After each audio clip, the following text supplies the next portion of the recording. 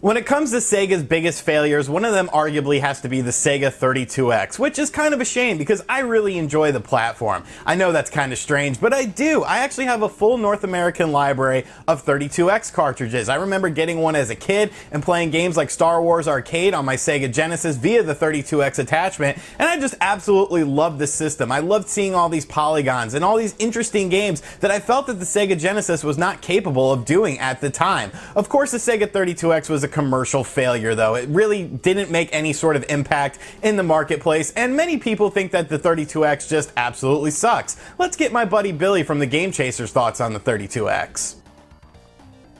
The Sega CD sucks.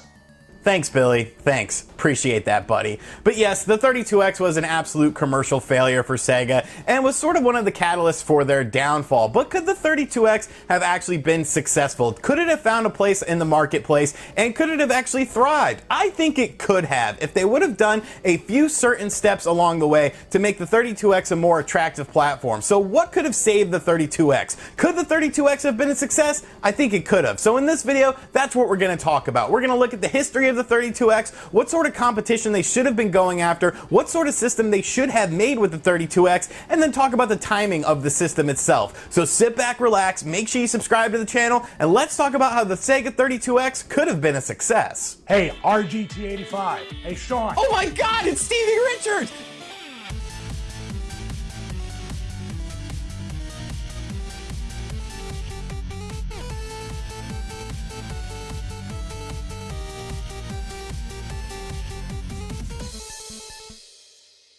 When Sega released the Sega Genesis on August 14th, 1989 in North America, it really threw video games for a bit of a loop, because Sega was very different than what we had seen in the home console market from Nintendo. With a more aggressive ad campaign and an in-your-face character like Sonic the Hedgehog, Sega was doing a lot of things. They had a lot of interesting buzzwords with things like blast processing, and of course taking shots at Nintendo themselves in their marketing. The Super Nintendo didn't come to North America until August 23rd, 1991. So the Sega Genesis had a 2-year head start in the 16-bit marketplace, and the Sega Genesis was a really good console. There are tons of great games for it, and it was really successful for Sega. It really catapulted them into the limelight of the video game world.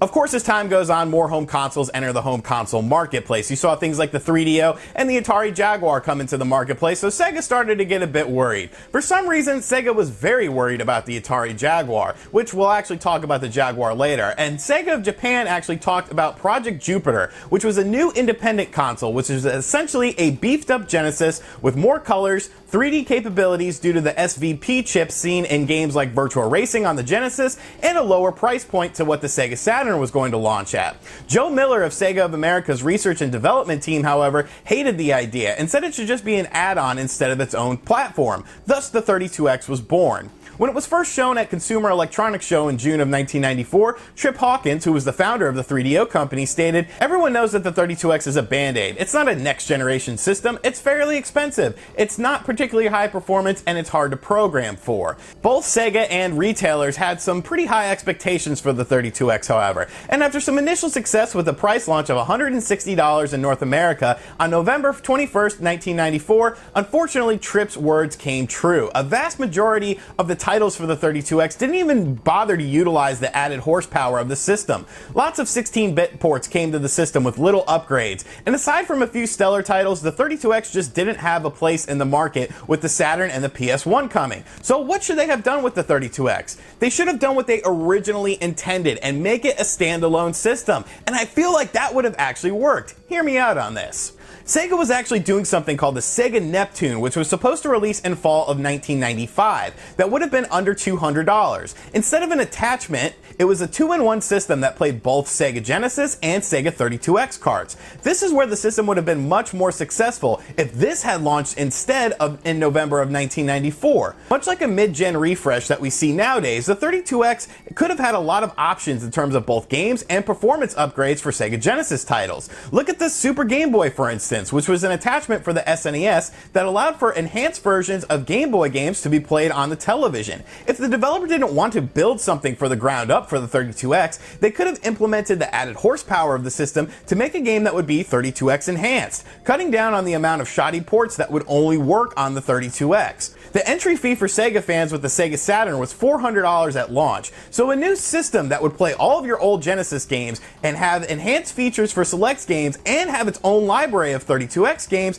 and under half the price of the Sega Saturn would have been a very attractive option for gamers in 1994 that would have been far more successful in my opinion. And I feel like that is really a big misstep. The add-on system, the need for it to have a Sega Genesis already in order to play your 32X stuff just really hampered the system. It should have come out as a standalone unit that would play both the Genesis and the 32X cartridges and have some Genesis enhanced titles. But like we previously stated, the whole reason the 32X became a thing was because Sega was worried about the Atari Jaguar coming to the market and what sort of impact it would have had. Launching on November 23rd, 1993, the Jaguar was the first 64-bit system out on the market, and the 32X was sort of a scramble in response to what the fear of the console would be able to produce on the market. With an aggressive ad campaign to do the math, that 64-bit gaming was only possible on the Jaguar. Sega should have introduced the 32X in the simplest way possible. Let the games do the talking. While technically the Jaguar was a 64-bit system through some tricky programming and chips,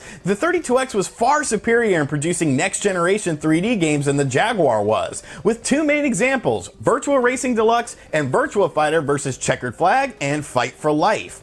Virtua Racing Deluxe was a much smoother 3D experience than Checkered Flag for the Jaguar. Hell, even the Genesis version of Virtua Racing with the SVP chip was better, and the Jaguar had no smooth 3D racing game that could even come close to what the 32X was doing. Fight for Life was an abysmal attempt at a 3D fighter with horrible input lag and choppy animations, where Virtua Fighter on the 32X was a far more arcade-worthy game, and even ran a bit better than the initial release of the Saturn version, although it didn't look quite as good.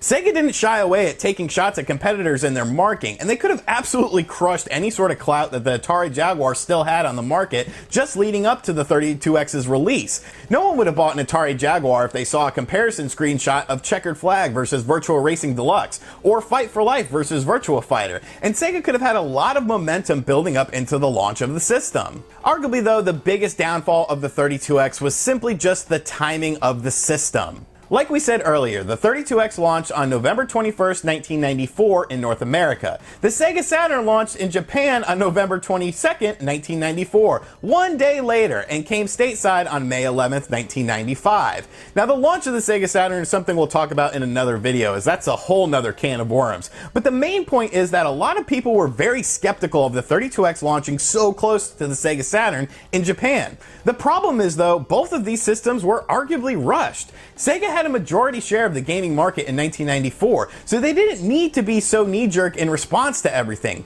Yes, the PlayStation was coming in at a lower price point of $299 and launched in Japan in December of 1994 and September of 1995 in North America, but the brand was pretty unproven at the time. Nobody really knew what the system would do, what games would come onto it, or what, if any, first-party support would end up coming. Sega had a war chest of first-party IPs, and many other systems had arrived and failed during the time frame leading up to the system. Because the 32X was a knee-jerk reaction to the Jaguar, I feel it hurt both the development of the 32X and the Sega Saturn, because the Saturn's stealth launch to beat the PS1 to the market in North America ended up becoming a huge problem of its own. So what sort of timing should Sega have done with the 32X and Sega Saturn? I think it should have went something like this. Sega should have released the 32X like the Sega Neptune was going to be, a standalone cart system that would play both Genesis and 32X games with some enhanced Genesis games for under $200 in November of 1994.